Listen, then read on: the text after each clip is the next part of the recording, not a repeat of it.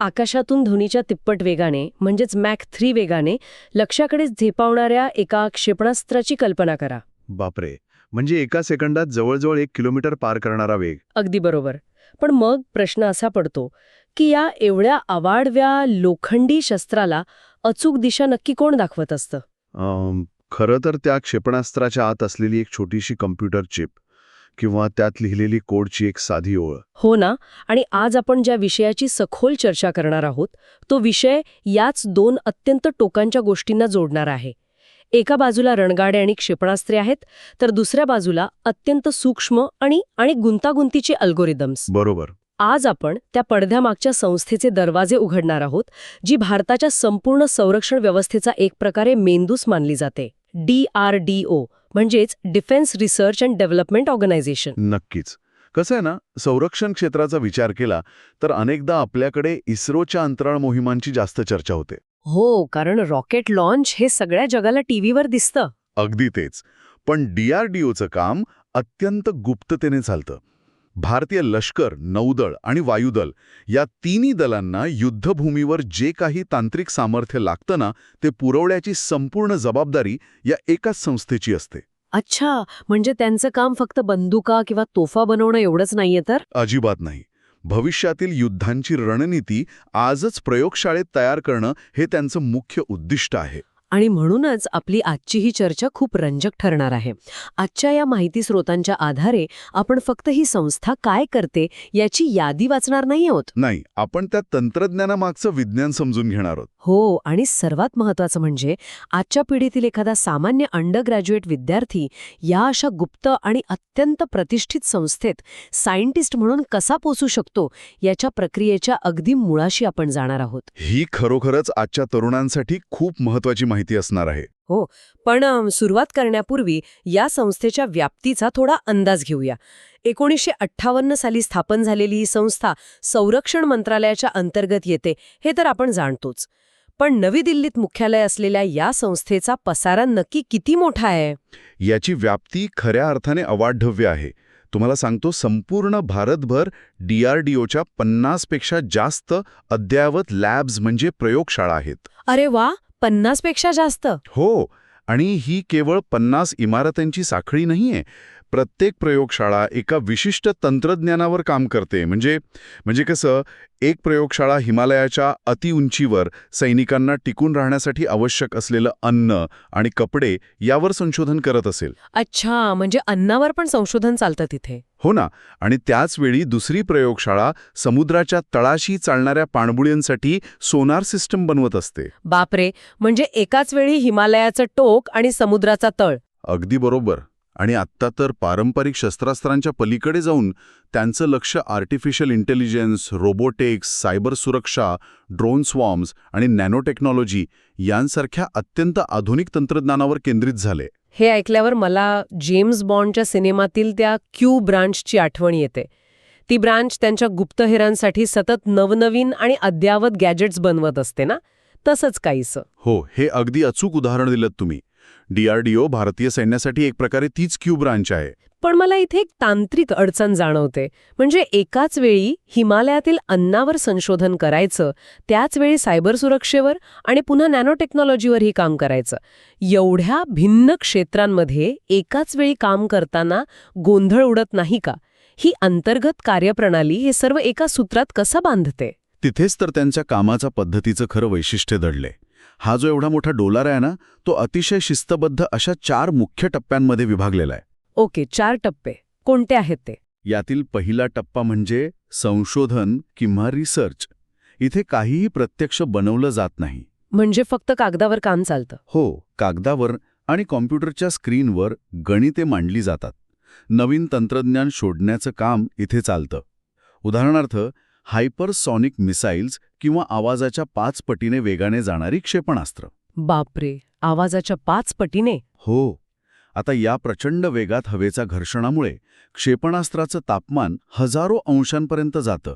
मग ते वितळू नये म्हणून कोणतं मटेरियल वापरावं याचं भौतिकशास्त्र आणि रसायनशास्त्र या पहिल्या टप्प्यात ठरवलं जातं. अच्छा, म्हणजे हा पूर्णपणे थिअरी आणि सिम्युलेशनचा टप्पा झाला. मग या गणितातून काही ठोस निष्पन्न झाल्यावर पुढचा टप्पा काय असतो? त्यानंतर येतो दुसरा टप्पा, ज्याला आपण विकास किंवा डेव्हलपमेंट म्हणतो. पहिल्या टप्प्यात जे सिद्ध झालंय त्याचा एक प्रोटोटाईप किंवा प्राथमिक नमुना लॅबमध्ये तयार केला जातो. एक मॉडेल बनवलं जातं थोडक्यात. अगदी बरोबर. समजा त्यांनी रणगाड्यांसाठी एक नवीन रडार बनवला, तर तो रडार प्रत्यक्षात लॅबमध्ये बनवून त्याचे सिग्नल्स तपासले जातात. पण खरा कस लागतो तो तिसऱ्या टप्प्यात. तिसरा टप्पा कोणता? चाचणी, म्हणजेच टेस्टिंग. आणि DRDOची ही चाचणी प्रक्रिया जगातील सर्वात कठोर चाचण्यांपैकी एक मानली जाते. कठोर चाचणी म्हणजे नक्की काय? प्रयोगशाळेत तो रडार काम करतोय हे दिसल्यावर ते थेट सैन्याला दिला जात नाही का? अजिबात नाही. कसं आहे, प्रयोगशाळेत तापमान नियंत्रित असतं, पण प्रत्यक्ष युद्धभूमीवर तसं नसतं ना.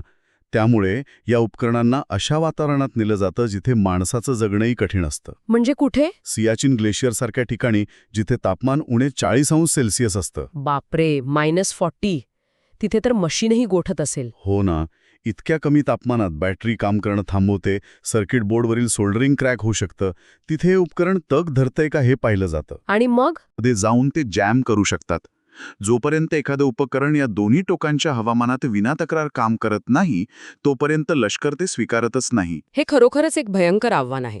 म्हणजे नुसतं तंत्रज्ञान चालून उपयोग नाही, तर ते युद्धभूमीच्या निसर्गालाही पुरून उरलं पाहिजे. अगदी बरोबर. पण समजा एखादं उपकरण या सर्व अग्निदिव्यातून यशस्वीरित्या बाहेर आलं, तर मग त्याची पुढची पायरी काय असते? त्यानंतर येतो चौथा आणि अंतिम टप्पा, जो आहे उत्पादन व ट्रान्सफर किंवा प्रोडक्शन सपोर्ट. म्हणजे आता ते स्वतः त्याचे उत्पादन सुरू करतात? नाही. तिथेच मेख आहे.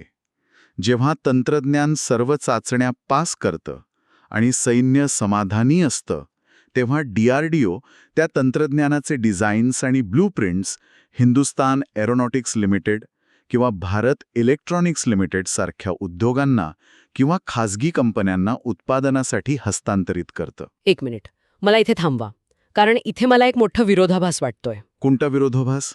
अहो, DRDOने एवढ्या वर्षांच्या कष्टाने भौतिकशास्त्र आणि गणिताचे नियम लावून एक तंत्रज्ञान विकसित केलं, सियाचीनच्या बर्फात आणि थरच्या वाळवंटात स्वतः जाऊन त्याची चाचणी केली, आणि जेव्हा ते पूर्णपणे तयार झालं तेव्हा ते दुसऱ्या एखाद्या कंपनीला देऊन टाकलं. हो, तसंच होतं. पण का? ते स्वतःच त्याचा कारखाना का टाकत नाहीत? वरवर पाहता हे कदाचित विचित्र वाटू शकतं, पण हा एक अत्यंत महत्त्वाचा धोरणात्मक निर्णय आहे. DRDO ही एक रिसर्च अँड डेव्हलपमेंट संस्था आहे. ती मॅन्युफॅक्चरिंग फॅक्टरी नाहीये. अच्छा, म्हणजे त्यांचं मुख्य काम फक्त संशोधन आहे. हो, संशोधन करणं आणि फॅक्टरीत उत्पादन करणं या दोन पूर्णपणे वेगळ्या मानसिकतेच्या गोष्टी आहेत. बघायला गेलं तर संशोधकाचं काम असतं चुका करणं. तो 100 वेळा अपयशी होऊन 101व्या वेळी योग्य डिझाईन शोधून काढतो. बरोबर आहे, संशोधनात अपयश हे आलंच. पण फॅक्टरीचं काम तसं नसतं. तिथे 0 डिफेक्ट अपेक्षित असतो.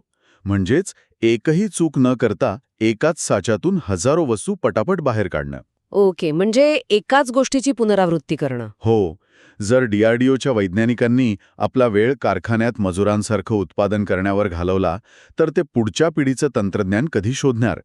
त्यांच्याकडे फॅक्टरी चालवण्यासाठी लागणारा वेळच नाहीये. अच्छा, आता मला समजलं. हे स्पष्टीकरण अतिशय तार्किक आहे. म्हणजे त्यांचं काम फक्त एक परिपूर्ण मास्टरपीस बनवणं आहे, त्याच्या हजारो कॉपीज बनवणं नाही. अगदी अचूक ओळखलत. स्वतःचं लक्ष फक्त इनोव्हेशनवर केंद्रित करणं आणि उत्पादनाची जबाबदारी मास प्रोडक्शनसाठी सक्षम असलेल्या कंपन्यांकडे सोपवणं हा काळानुसार घेतलेला एक अचूक निर्णय आहे.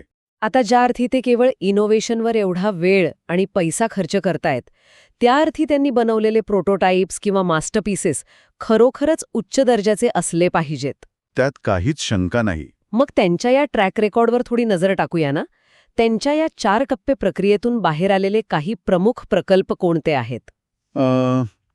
या प्रक्रियेतून बाहेर आलेली नावं भारताच्या आत्मनिर्भरतेचा कणा आहेत. सगळ्यात आधी उल्लेख करावा लागेल तो अग्नी आणि पृथ्वी क्षेपणास्त्र मालिकेचा. हो, अग्नी मिसाईलचं नाव तर आपण नेहमी बातम्यांमध्ये ऐकतो. अग्नी मिसाईलने भारताला लांब पल्ल्याच्या मारक क्षमतेत एक वेगळंच सामर्थ्य दिलंय. अग्नी 5 सारखं क्षेपणास्त्र हजारो किलोमीटर दूरवर अचूक मारा करू शकतं. बापरे. आणि हे तंत्रज्ञान बनवणं अजिबात सोपं नाहीये.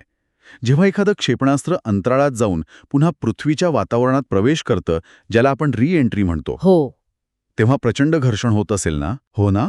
त्या हवेच्या प्रचंड घर्षणामुळे क्षेपणास्त्राचं बाह्य तापमान 5000°C पुढे जाऊ शकतं. 5000 अंश. एवढ्या तापमानात तर लोखंडही पाण्यासारखं वितळेल. अगदी बरोबर. पण तरीही आतील उपकरणं आणि स्फोटकं सुरक्षित राहतात, कारण DRDOने अशी हीट शील्ड आणि कार्बन कंपोजिट्स विकसित केली आहेत, जी आतील भागांना काहीही होऊ देत नाहीत. हे खरोखरच अचंबित करणार आहे. आणि मला वाटतं वेगाबद्दल बोलायचं झालं तर ब्रह्मोसचा उल्लेख तर अटळ आहे. नक्कीच. ब्रह्मोस हे जगातील सर्वात वेगवान सुपरसॉनिक क्रूज मिसाईल्सपैकी एक आहे. याचा वेग मॅक 2.8च्या आसपास आहे. म्हणजेच आवाजाच्या वेगाच्या जवळपास तिप्पट. हो. आता इथे भौतिकशास्त्र समजून घेणं खूप रंजक ठरेल. ब्रह्मोसमध्ये रॅमजेट इंजिन वापरलं जातं. हे रॅमजेट इंजिन सामान्य इंजिनपेक्षा वेगळं कसं असतं? सामान्य क्षेपणास्त्र उडण्यासाठी स्वतःसोबत ऑक्सिजनचे सिलिंडर्स घेऊन जातात इंधन जाळण्यासाठी. पण रॅमजेट इंजिन उडतानाच वातावरणातील हवा प्रचंड वेगाने आत ओढतं आणि त्यातील ऑक्सिजनचा वापर करून इंधन जाळतं. अरे वा. म्हणजे ते स्वतःसोबत ऑक्सिजन घेऊन जात नाही, तर हवेतलाच ऑक्सिजन वापरतं. बरोबर. यामुळे क्षेपणास्त्राचं वजन लक्षणीयरित्या कमी होतं आणि त्याला प्रचंड वेग मिळतो. लॉजिकल आहे. वजन कमी झाल्यामुळे वेग वाढतो. हो. आणि या प्रचंड वेगामुळे शत्रूच्या रडारला ते ओळखून थांबवण्यासाठी अवघ्या काही सेकंदांचाच वेळ मिळतो. एवढ्या वेगात धडकल्यामुळे निर्माण होणारी कायनेटिक एनर्जी किंवा गतीज ऊर्जा इतकी अफाट असते की त्यात स्फोटक नसलं तरी लक्ष्याचा पार चुराडा होऊ शकतो. बापरे. म्हणजे फक्त वेगच नाही, तर त्या वेगामुळे येणारी ऊर्जा हे त्यामागचं खरं रहस्य आहे. हो. पण हे झालं क्षेपणास्त्रांबद्दल. आकाशातील सुरक्षेचा विचार केला तर लढाऊ विमानांच्या बाबतीत त्यांचं काय योगदान आहे? तिथे DRDOचं उत्तर आहे तेजस लढाऊ विमान. हे एक लाईट कॉम्बॅट एअरक्राफ्ट आहे. लाईट म्हणजे हलकं असणं. पण लढाऊ विमान हलकं असणं एवढं महत्वाचं काय आहे? कारण विमान जेवढं हलकं असतं तेवढं ते हवेत चपळ असतं. शत्रूच्या विमानाचा पाठलाग करताना किंवा स्वतःचा बचाव करताना हीच चपळता जीवदान देते.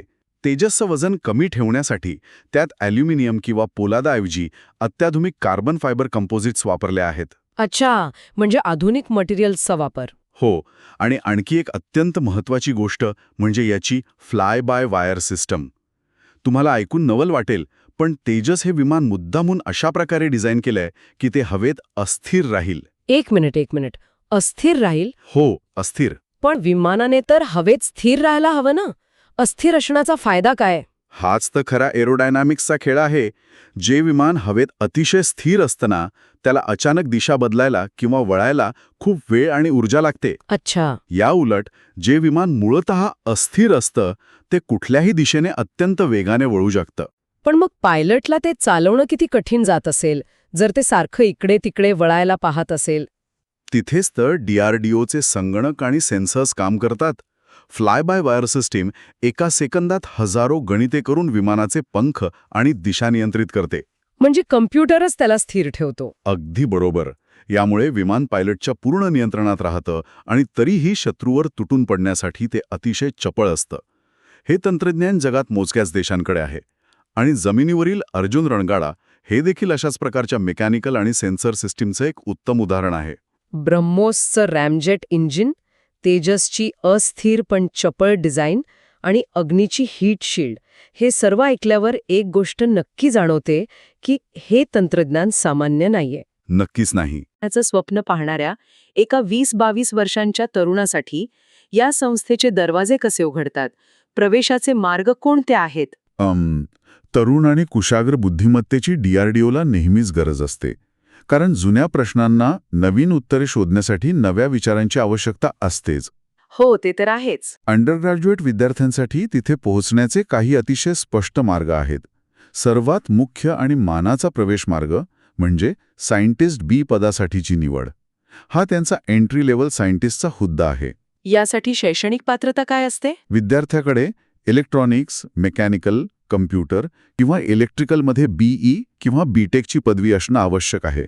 पण नुसती पदवी पुरेशी नाही. मग आणखी काय लागतं? त्यांना गेट म्हणजेच graduate aptitude test in engineering या परीक्षेत अतिशय उत्तम गुण मिळवणं अनिवार्य आहे. गेट्सच्या आधारे शॉर्टलिस्ट झालेल्या उमेदवारांना DRDOच्या रिक्रुटमेंट अँड असेसमेंट सेंटरमार्फत एका सखोल मुलाखतीला सामोरं जावं लागतं. अच्छा. म्हणजे गेट परीक्षा आणि मग थेट इंटरव्ह्यू. पण ज्यांना लगेच नोकरी न करता फक्त संशोधनात रस आहे, त्यांच्यासाठी काही मार्ग आहेत का? होय. त्यांच्यासाठी ज्युनियर रिसर्च फेलो म्हणजेच JRF ही एक उत्कृष्ट संधी आहे. बीटेक सोबत गेट किंवा नेट परीक्षा उत्तीर्ण केलेली विद्यार्थी थेट JRF म्हणून रुजू होऊ शकतात. तिथे त्यांना काय काम मिळतं?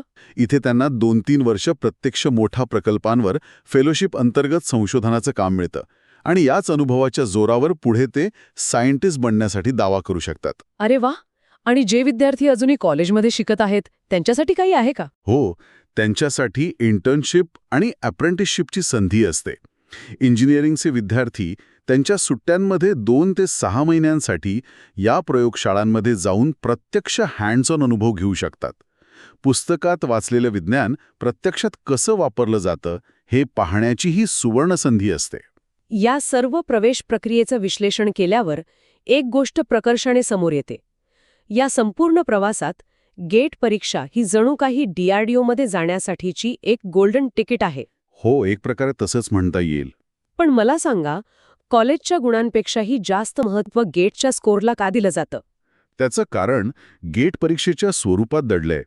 आपल्या विद्यापीठांच्या परीक्षा अनेकदा विद्यार्थ्यांची पाठांतर क्षमता तपासतात.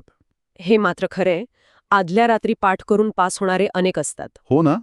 पण रिसर्च आणि डेव्हलपमेंट क्षेत्रात म्हणजे DRDO सारख्या संस्थेत काम करण्यासाठी या पाठांतराचा काहीही उपयोग नसतो. का बरं? कारण तिथे जे तंत्रज्ञान तुम्हाला बनवायचं आहे त्याचं पुस्तक अजून कोणी लिहिलेलंच नसतं. तिथे तुम्हाला फर्स्ट प्रिन्सिपल्स म्हणजे विज्ञानाचे पायाभूत नियम लावून नवीन गोष्टी शोधाव्या लागतात. अच्छा. आणि गेट परीक्षा नेमकं हेच तपासते.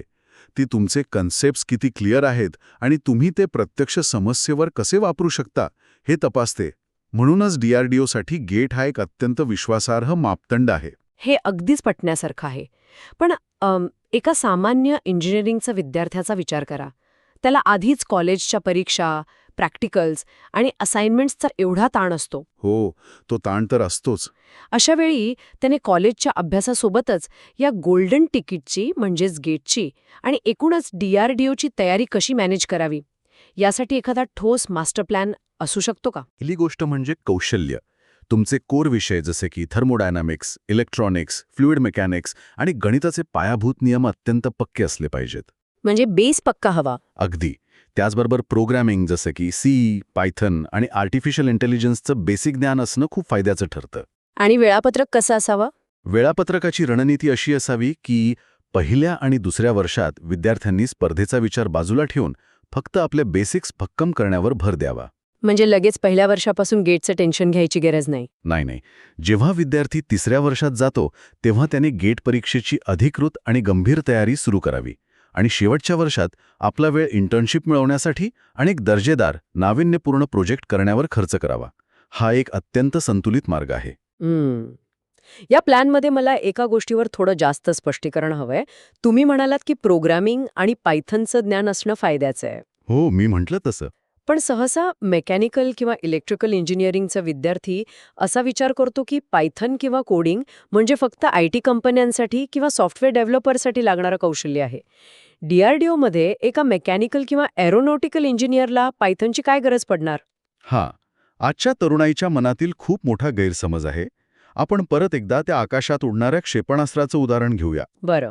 क्षेपणास्त्राची बाह्यरचना, त्याचे पंख, त्याचं इंजिन हे सर्व मेकॅनिकल इंजिनियर्सनी बनवलं. पण जेव्हा ते क्षेपणास्त्र ताशी हजारो किलोमीटरच्या वेगाने उडत असतं तेव्हा अचानक समोरून शत्रूचं विमान आलं तर क्षेपणास्त्राने डावीकडे वळायचं की उजवीकडे हे तो लोखंडी सांगाडा ठरवू शकत नाही. हो, त्यासाठी काहीतरी इंटेलिजन्स लागेलच. बरोबर.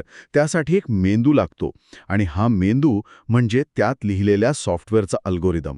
अच्छा. हवेचा दाब, रडारचे सिग्नल्स आणि स्वतःचा वेग या सर्व गोष्टींचा डेटा सेकंदाच्या हजाराव्या भागात प्रोसेस करून पंखांना वळण्याची कमांड देण्याचं काम हा अल्गोरिदम करतो.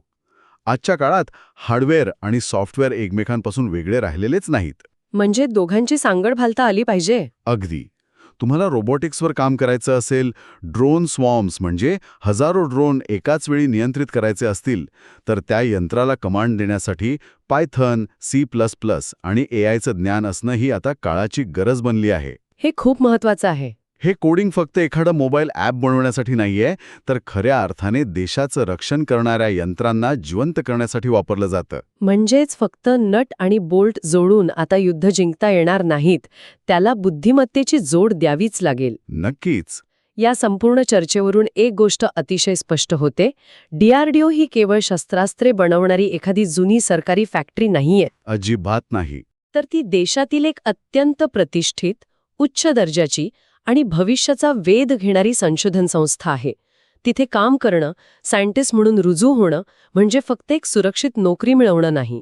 हो ना, ती एक फार मोठी जबाबदारी आहे. हो, ती जागतिक दर्जाच्या तंत्रज्ञानासोबत काम करत थेट देशसेवा करण्याची एक संधी आहे. जेव्हा एखादा तरुण इंजिनियर तिथे काम करतो, तेव्हा त्याला नक्कीच जाणीव होत असेल की त्याने लॅबमध्ये सोडवलेलं एखादं कठीण गणित थेट सीमेवर लढणाऱ्या सैनिकाचे प्राण वाचवू शकतं. अगदी तंतोतंत. तिथे प्रत्येक फॉर्म्युला, प्रत्येक सर्किट आणि प्रत्येक कोडच्या ओळीला देशाच्या सुरक्षेचा अर्थ जोडलेला असतो.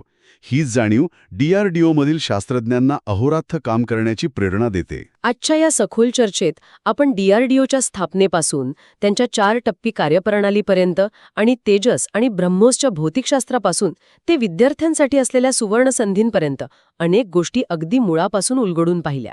हो, आणि मला वाटतं आपण ज्या स्रोतांवरून ही चर्चा केली त्यातही या तांत्रिक आणि व्यावहारिक गोष्टींचा सुरेख समन्वय होता. हो, पण हा विषय संपवण्यापूर्वी एक विचार करायला लागणारा प्रश्न मला इथे सर्व श्रोत्यांसमोर मांडायचा आहे.